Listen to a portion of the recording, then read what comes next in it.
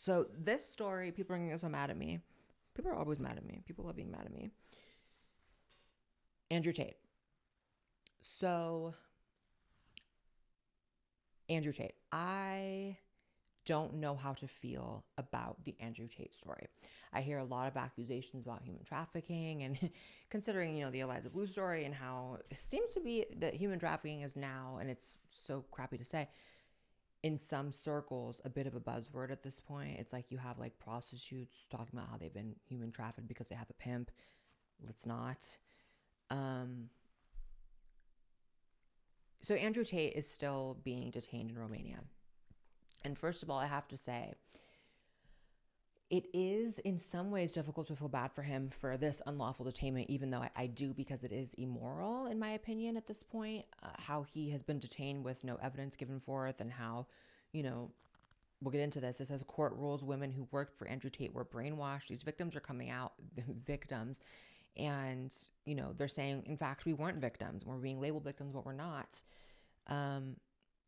And the judges have just said, actually, you're brainwashed. So believe all women until they say they're not victims. I don't understand. The thing is, like, Andrew Tate has been on camera saying that he liked Romania because of the corruption there and because of the things he could get away with there. Which, if that's the road you want to take, it's like, if you like the laws better in this country, it's like, I respect it, go there. But like now you're seeing what happens. Yeah, you may have been able to get away with certain things there you couldn't here, but like, look what happens now. They're keeping you in a prison and you haven't actually been charged with anything. I mean, that's just insane. That's some third world country ish. And that's what happens. When I saw this article, I was like, damn, they're going to make me defend Andrew Tate, aren't they? Yeah. In some ways, I have to. That, like most people, I have sort of like, I do have like a natural aversion to like the Tate brothers. Like they just seem kind of like greasy. And they just seem kind of like not my types of people. I agree with some things they say, but other things I'm like, you're doing too much.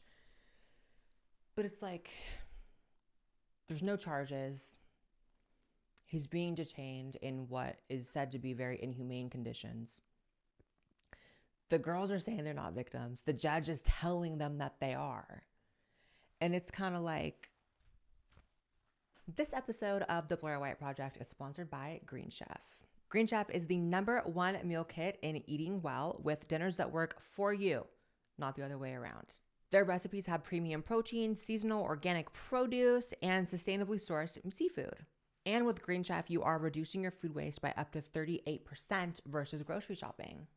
You can shake off winter with delicious, easy to follow recipes that support your healthy lifestyle and taste really good too. Green Chef is an amazing meal kit company that I personally have been eating for a week since they've been sending me their packages, and I can vouch they're amazing.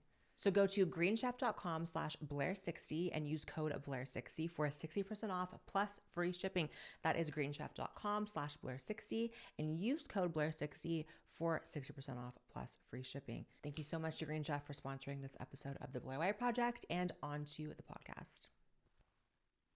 That's just of the devil to me. Like, that's not, thankfully we don't have a country that works like that, but that's how Romania works. But then I have to go back to like, but you wanted to go there because you liked the corruption, and now you're getting the actual other side of the spear of the corruption. It's like, wow.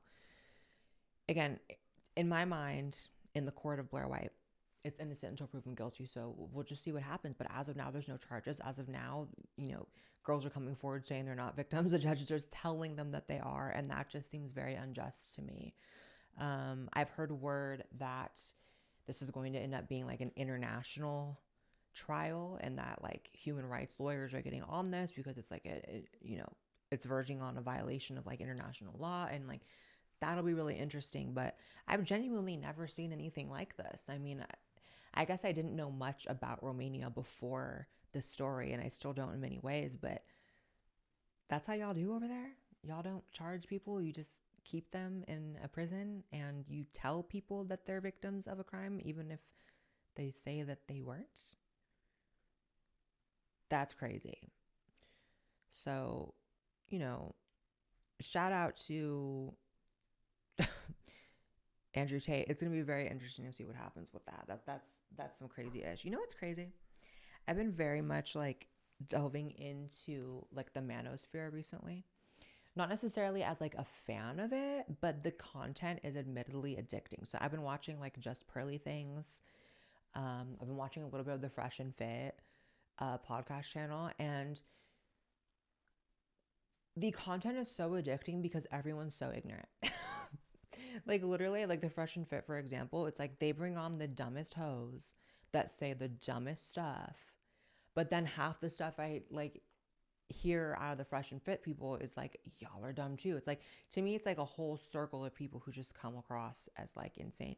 Some of the stuff they say obviously is just factual. Like Fresh and Fit does come in with the facts, but they just seem so anti-nuanced to me, and like I'm just addicted to the content. They've really like that whole genre has really like mastered um content. Like it's just addicting. I watch like all of it. And then Just Pearly Things. I recently subscribed to her. I like her a lot more than the Fresh and Fit. Her channel's great. Um, in terms of the content, I don't agree with a lot of the stuff she says. I mean, the stats, yes, but like for me, I'm just like, the funny and ironic thing about the manosphere is there's so many people who are preaching about like high value men, high value women, how to get a man, how to keep a man, how to lose a woman, how to keep a woman, what makes a successful marriage, successful relationship, and every last one of them are single.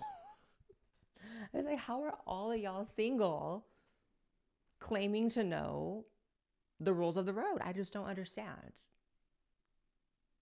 I don't get it. I don't get it.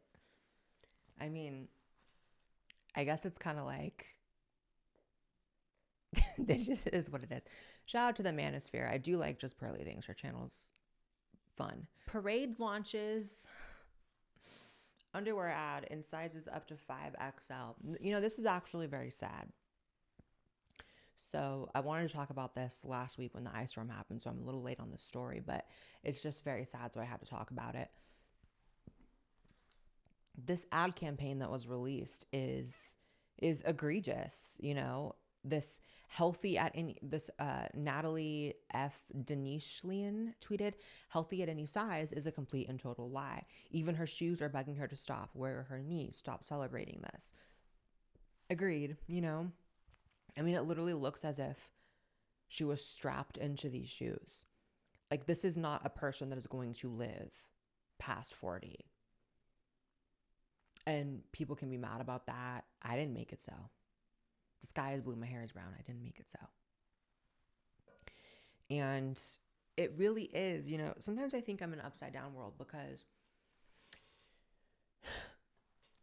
this healthy at any size thing didn't even slow down during the pandemic, when the virus was and still is disproportionately affecting and killing overweight people. So, you know, I'd like to say this is a fad, but this has been around a little longer than a fad. This has been around longer than the trans stuff. Like, this started in like 2013, 2012. Like, this has been a while now. We're going on a decade of healthy at any size. And people get so upset. And it's like, you know, part of the reason people don't like to argue with emotional people. So I see debates all the time where they bring in like a fat positive person and someone who's, you know, more interested in the health aspects and tries to debunk them. And the fat person just gets emotional. And it's like, we get it. Like, it is emotional. You know, I can't imagine. Like, my weight fluctuates a lot. So my weight fluctuate. Like, I'll go up and down like 7 pounds, like every like month or so. And part of that is due to HRT, which I'm on. And like, I just, one of the side effects is you put on weight. It is what it is. So if I slip on my diet, if I slip on, you know, working out, like I start blowing up like a balloon. And even those like 7, and that's the maximum. Sometimes it's like even like a 3 pound difference. I feel in my body. I feel walking around how much harder it is to be mobile. And like, you know, not that it's obviously anywhere close to this, but you know, it's not healthy. And you can lie about it if you want.